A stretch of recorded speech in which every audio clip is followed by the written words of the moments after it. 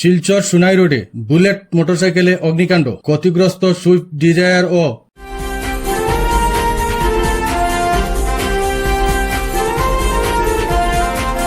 শিলচর সুনাই রোডের আউলিয়া বাজার সংলগ্ন IS ডিজিটালের সামনে রবিবার দুপুর প্রায় 1টা নাগাদ হঠাৎ একটি বুলেট মোটরসাইকেলে আগুন ধরে যায়। মুহূর্তের মধ্যে আগুন ছড়িয়ে পড়ে পাশে দাঁড়িয়ে থাকা একটি সুইফট ডিজায়ার গাড়িতেও। ঘটনার সময় মোটরসাইকেলে ও গাড়ির কোনো চালক ঘটনাস্থলে উপস্থিত ছিলেন না।